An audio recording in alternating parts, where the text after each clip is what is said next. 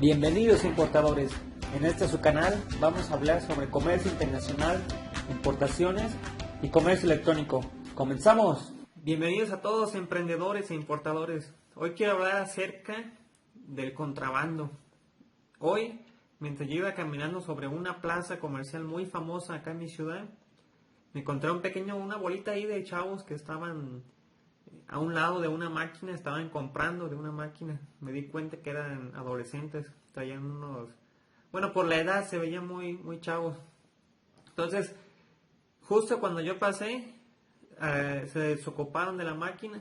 Para mi sorpresa es una máquina de un producto que está prohibida su importación, el masking. Sinceramente no sé cómo funciona ese producto, pero sé que es para fumar. No sé exactamente cuál es el mecanismo, pero sé que es para fumar y sé que por decreto está prohibida su importación. Pero como sabrán, aquí en México, a pesar de que está prohibido, se está vendiendo ese producto. Y lo más impresionante que me causó a mí de que en esa plaza comercial hay una máquina dispensadora automática para vender esos productos. Alcancé a hacer una pequeña grabación de unos 5 segundos, 10 segundos sobre esta máquina. Dice la máquina que no se vende a menores de edad, pero yo claramente vi cómo compraron adolescentes. Ahora la pregunta es, ¿cómo le hacen para importar este tipo de mercancías a pesar de estar prohibidas? Como sabrás, existe un método que se llama la triangulación, que consiste en mandar la mercancía de origen de China a Estados Unidos y después a México. Entonces, cuando está la mercancía de Estados Unidos para México, como sabrán, hay un tratado de libre comercio entre México y Estados Unidos y Canadá. Entonces, de ahí se apalancan para hacer algunas movidas no tan honestas, que digamos, por no decir ilegales, ya que pudiera hacer que las personas crucen mercancías de forma ilegal pagando algún soborno a los agentes de aduana, pudiera ser el caso, o inclusive que subvalúen el valor de las mercancías o se aprovechen del tratado. Entonces, como saben, México no tiene un tratado de libre comercio con China, entonces hay que pagar aranceles, hay que pagar el IVA, como todas las importaciones, pero hay que pagar también regulaciones. Entonces, ese es el costo por hacer cosas ilegales. Llegan productos que no son aprobados por las leyes sanitarias. Entonces, el consumidor final obtiene un producto que no es apto para su salud. Ya depende de cada quien en qué decide o no poner su dinero, en qué producto, pero si se lo ponemos a la mano, o sea, lo compran. Pero entonces, estas empresas se hacen llamar importadoras, se hacen llamar comercializadoras, son las famosas triangulaciones. Yo la verdad sinceramente no recomiendo que importen de esa forma, pero ya cada quien decide qué hacer, si lo hace por contrabando o lo hace de forma normal, de forma legal. Entonces, mis recomendaciones, no lo hagan. ¿Cuál es la primera desventaja que yo veo al triangular de China, Estados Unidos y México? Entonces, primero que nada, no conoces a la persona. Entonces, puede que te diga que tiene una empresa, que tiene bodegas, pero en realidad sea su casa.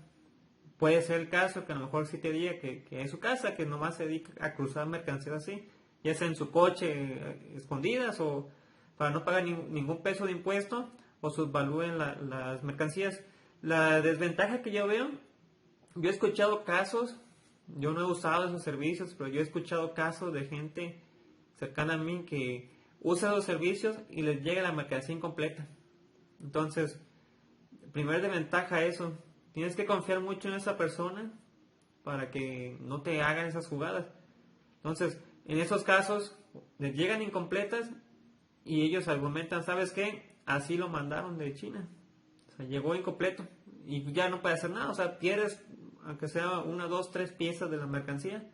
En realidad no sabes si en verdad así llegó o esa persona se la robó. Entonces, otra desventaja que yo veo es que si tú compras por vía aérea por Alibaba te da el Trade Assurance. Esta garantía comercial te cubre contra defectos del producto, si el producto llegó mal o inclusive si el producto se perdió y no te llegó. Entonces tienes la posibilidad de por lo menos rescatar, si sabes argumentar dentro de la plataforma, tienes la posibilidad de poder recuperar tu dinero, aunque sea una parte o todo tu dinero de esa mercancía perdida. Pero ¿qué pasa?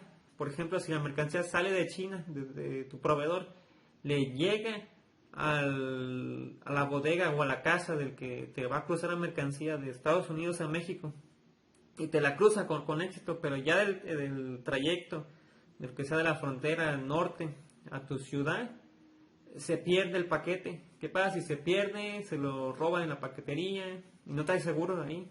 Entonces, Alibaba ya no se va a hacer cargo de eso. Te va a decir, oye, ¿qué hace la mercancía cruzando a México si el destino final era de Estados Unidos? Entonces, ahí pierdes la garantía de Alibaba. Entonces, por querer ahorrarte unos pesos en no pagar los impuestos, aceptas ese riesgo de poder perder la mercancía. Entonces, esa es una desventaja más. Otra desventaja que yo le veo es de que si tú vas a vender esa mercancía que estás importando de Alibaba, si la vas a vender en Amazon, Mercado Libre, esas plataformas te piden que tengas tu alta de Hacienda para poder vender y que te puedan hacer tus retenciones que te corresponden. Si tú no te das de alta y empiezas a vender sin constancia de situación fiscal, te retienen más impuesto del que te deberían de retener. Entonces, si tú estás dado de alta, te va a convenir a ti tener facturas. Entonces, ¿cómo puedes deducir? No puedes deducir un pedimento de importación si lo estás haciendo informal. A lo mejor el que te cruza la mercancía, la comercializadora o el pasador, te va a decir que sí te factura, pero nada más te va a facturar lo que es su servicio. Jamás te va a facturar el valor total de la mercancía o del valor factura de lo que tú pagaste. No te lo va a poder facturar porque no le conviene facturarte esas cantidades. Te va a facturar cantidades muy bajas nada más de su servicio y lo que tú puedas facturar de la paquetería de la frontera norte a tu ciudad, si es que lo puedes facturar. Entonces, esa es una desventaja más, que al final de cuentas te van a terminar reteniendo más si estás de informal que estés de formal. Entonces, son las desventajas que yo les veo. Entonces, yo les recomiendo que lo hagan por la vía normal, formal, que paguen sus impuestos, hagan sus pedimentos y lo hagan directo a México. Que si el producto que quieres vender, que tiene regulaciones, que es muy difícil o muy cara la regulación, no le importa, si importa otro producto, importa un producto que no tenga tantas regulaciones y que sea más fácil de vender. Empieza escalando tu negocio, ya cuando sea tu negocio más grande y tengas importaciones a más volumen, ahora sí, importa esos productos que requieren las normas para que puedas costear primero que nada el precio de la norma y después puedas obtener tu ganancia de eso. Pero yo te recomiendo eso. Y también, como siempre les he dicho en mi canal, antes de comprar en Alibaba, antes de hacer un trato, investiguen también qué normas se necesitan o qué se ocupa para importar. Así que asesórense bien. Saludos.